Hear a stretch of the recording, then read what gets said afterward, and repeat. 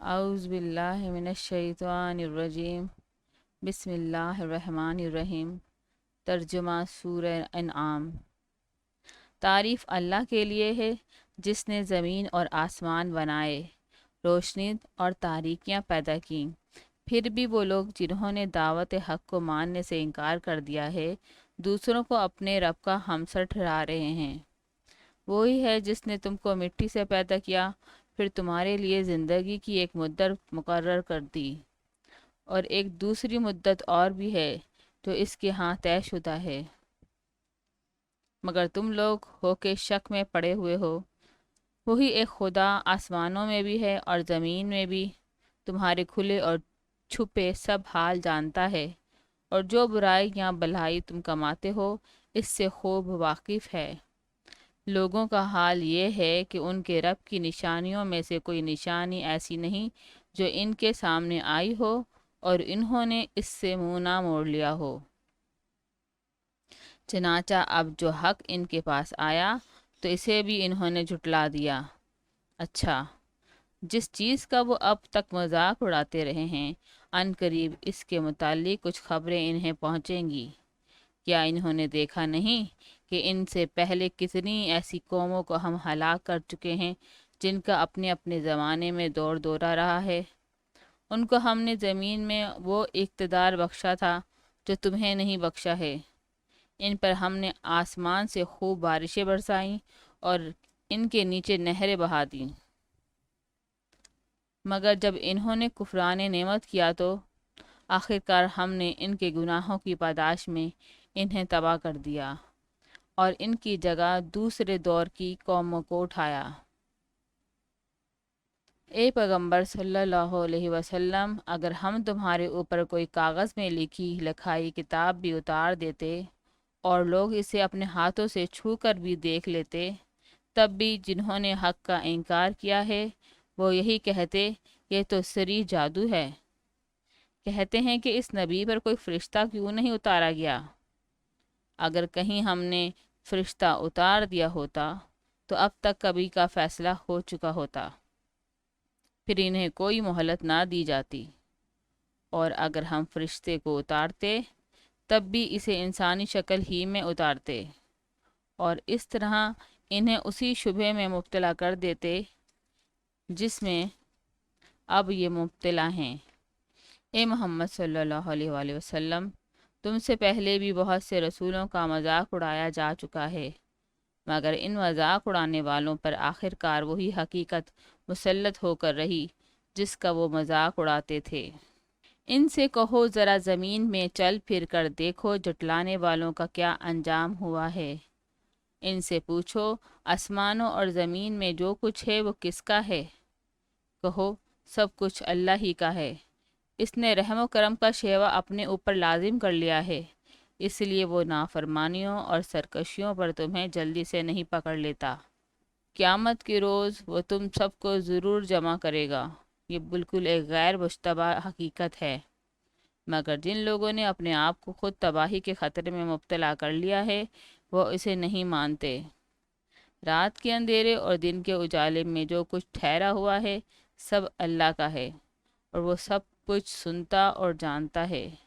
کہو اللہ کو چھوڑ کر کیا میں کسی اور کو اپنا سرپرست بنا لوں، اس خدا کو چھوڑ کر جو زمین و آسمان کا خالق ہے اور جو روزی دیتا ہے روزی لیتا نہیں ہے۔ کہو مجھے تو یہی حکم دیا گیا ہے کہ سب سے پہلے میں اس کے آگے سر تسلیم خم کروں، اور تائید کی گئی ہے کہ کوئی شرک کرتا ہے تو کرے، تو بہرحال مشرکوں میں شامل نہ ہو۔ کہو اگر میں اپنے رب کی نافرمانی کروں تو ڈرتا ہوں کہ ایک بڑے خوفناک دن مجھے سزا بھگتنی پڑے گی۔ اس دن جو سزا سے بچ گیا اس پر اللہ نے بڑا ہی رحم کیا، اور یہی نمایاں کامیابی ہے۔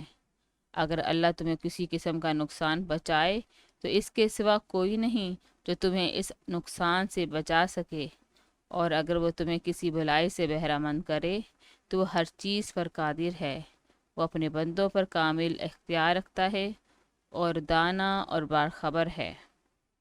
ان سے پوچھو کس کی گواہی سب سے بڑھ کر ہے؟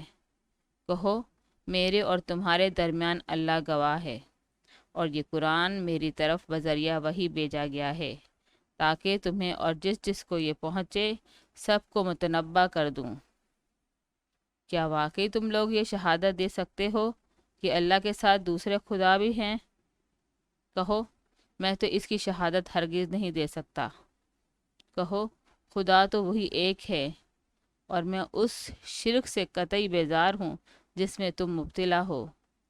جن لوگوں کو ہم نے کتاب دی ہے وہ اس بات کو اس طرح غیر مشتبہ طور پر پہچانتے ہیں جیسے ان کو اپنے بیٹوں کے پہچاننے میں کوئی اشتباہ پیش نہیں آتا، مگر جنہوں نے اپنے آپ کو خود خسارے میں ڈال دیا ہے وہ اسے نہیں مانتے۔ اور اس شخص سے بڑھ کر ظالم کون ہوگا جو اللہ پر جھوٹا بہتان لگائے یا اللہ کی نشانیوں کو جھٹلائے؟ یقیناً ایسے ظالم کبھی فلاح نہیں پا سکتے۔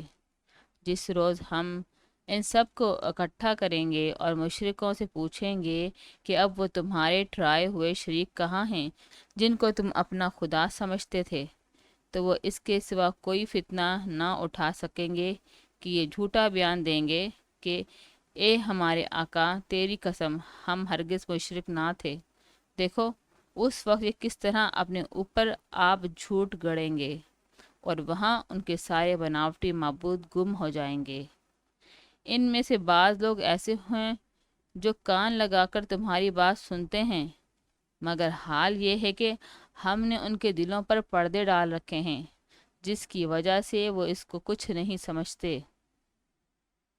اور ان کے کانوں میں گرانی ڈال دی ہے کہ سب کچھ سننے پر بھی کچھ نہیں سنتے۔ وہ خواہ کوئی نشانی دیکھ لیں اس پر ایمان لا کر نہ دیں گے۔ حد یہ ہے کہ جب وہ تمہارے پاس آ کر تم سے جھگڑتے ہیں تو ان میں سے جن لوگوں نے انکار کا فیصلہ کر لیا ہے وہ ساری باتیں سننے کے بعد یہی کہتے ہیں کہ یہ ایک داستان پارینہ کے سوا کچھ نہیں۔ وہ اس امر حق کو قبول کرنے سے لوگوں کو روکتے ہیں اور خود بھی اس سے دور بھاگتے ہیں۔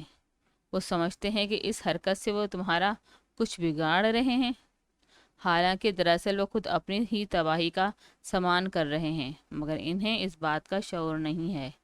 کاش تم اس وقت کی حالت دیکھ سکتے جب وہ دوزخ کے کنارے کھڑے کیے جائیں گے۔ اس وقت وہ کہیں گے کہ کاش کوئی صورت ایسی ہو کہ ہم دنیا میں پھر واپس بھیجے جائیں اور اپنے رب کی نشانیوں کو نہ جھٹلائیں اور ایمان لانے والوں میں شامل ہوں۔ در حقیقت یہ بات وہ محض اس وجہ سے کہیں گے کہ جس حقیقت پر انہوں نے پردہ ڈال رکھا تھا وہ اس وقت بے نقاب ہو کر ان کے سامنے آ چکی ہوگی، ورنہ اگر انہیں سابق زندگی کی طرف واپس بھیجا جائے تو پھر وہی سب کچھ کریں گے جس سے انہیں منع کیا گیا ہے۔ وہ تو ہیں ہی جھوٹے، اس لیے اپنی اس خواہش کے اظہار میں بھی جھوٹ ہی سے کام لیں گے۔ آج یہ لوگ کہتے ہیں کہ زندگی جو کچھ بھی ہے بس یہی دنیا کی زندگی ہے اور ہم مرنے کے بعد ہرگز دوبارہ نہ اٹھائے جائیں گے۔ کاش وہ منظر تم دیکھ سکو جب یہ اپنے رب کے سامنے کھڑے کیے جائیں گے۔ اس وقت ان کا رب ان سے پوچھے گا، کیا یہ حقیقت نہیں ہے؟ یہ کہیں گے، ہاں اے ہمارے رب یہ حقیقت ہی ہے۔ وہ فرمائے گا، اچھا تو اب اپنے انکار حقیقت کی پاداش میں عذاب کا مزہ چکھو۔ نقصان میں پڑ گئے وہ لوگ جنہوں نے اللہ سے اپنی ملاقات کی اطلاع کو جھوٹ قرار دیا۔ جب اچانک وہ گھڑی آ جائے گی تو یہی لوگ کہیں گے، افسوس ہم سے اس معاملے میں کیسی تقصیر ہوئی، اور ان کا حال یہ ہوگا کہ اپنی پیٹھوں پر اپنے گناہوں کا بوجھ لادے ہوئے ہوں گے۔ دیکھو کیسا برا بوجھ ہے جو یہ اٹھا رہے ہیں۔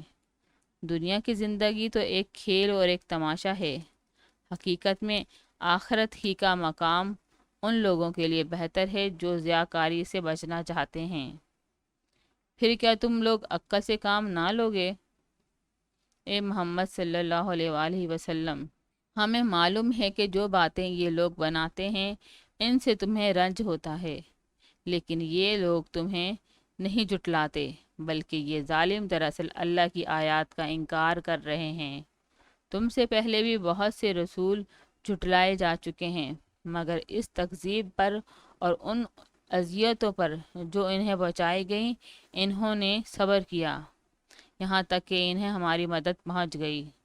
اللہ کی باتوں کو بدلنے کی طاقت کسی میں نہیں ہے، اور پچھلے رسولوں کے ساتھ جو کچھ پیش آیا اس کی خبریں تمہیں پہنچ ہی چکی ہیں۔ تاہم اگر ان لوگوں کی بے رخی تم سے برداشت نہیں ہوتی تو اگر تم میں کچھ زور ہے تو زمین میں کوئی سرنگ ڈھونڈو یا آسمان میں سیڑھی لگاؤ اور ان کے پاس کوئی نشانی لانے کی کوشش کرو۔ اگر اللہ چاہتا تو ان سب کو ہدایت پر جمع کر سکتا تھا، لہٰذا نادان مت بنو۔ دعوت حق پر لبیک وہی لوگ کہتے ہیں جو سننے والے ہیں۔ رہے مردے تو انہیں تو اللہ بس قبروں ہی سے اٹھائے گا اور پھر وہ اس کی عدالت میں پیش ہونے کے لیے واپس لائے جائیں گے۔ یہ لوگ کہتے ہیں کہ اس نبی صلی اللہ علیہ وسلم پر اس کے رب کی طرف سے کوئی نشانی کیوں نہیں اتری؟ کہو اللہ نشانی اتارنے کی پوری قدرت رکھتا ہے، مگر ان میں سے اکثر لوگ نادانی میں مبتلا ہیں۔ زمین میں چلنے والے کسی جانور اور ہوا میں پروں سے اڑنے والے کسی پرندے کو دیکھ لو، یہ سب تمہاری ہی طرح کے انواع ہیں۔ ہم نے ان کی تقدیر کے نوشتے میں کوئی کسر نہیں چھوڑی، پھر یہ سب اپنے رب کی طرف سمیٹے جاتے ہیں۔ مگر جو لوگ ہمارے نشانیوں کو جھٹلاتے ہیں وہ بہرے اور گونگے ہیں، تاریکیوں میں پڑے ہوئے ہیں۔ اللہ جسے چاہتا ہے بھٹکا دیتا ہے اور جسے چاہتا ہے سیدھے رستے پر لگا دیتا ہے۔ ان سے کہو ذرا غور کر کے بتاؤ، اگر کبھی تم پر اللہ کی طرف سے کوئی بڑی مصیبت آ جاتی ہے یا آخری گھڑی آ پہنچتی ہے تو کیا اس وقت تم اللہ کے سوا کسی اور کو پکارتے ہو؟ بولو اگر تم سچے ہو۔ اس وقت تم اللہ ہی کو پکارتے ہو، پھر اگر وہ چاہتا ہے تو اس مصیبت کو تم پر سے ٹال دیتا ہے۔ ایسے موقعوں پر تم اپنے ٹھہرائے ہوئے شریکوں کو بھول جاتے ہو۔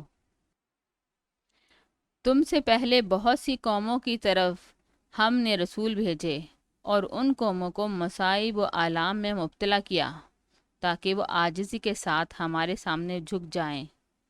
بس جب ہماری طرف سے ان پر سختی آئی تو کیوں نہ انہوں نے عاجزی اختیار کی، مگر ان کے دل تو اور سخت ہو گئے، اور شیطان نے ان کو اطمینان دلایا کہ جو کچھ تم کر رہے ہو خوب کر رہے ہو۔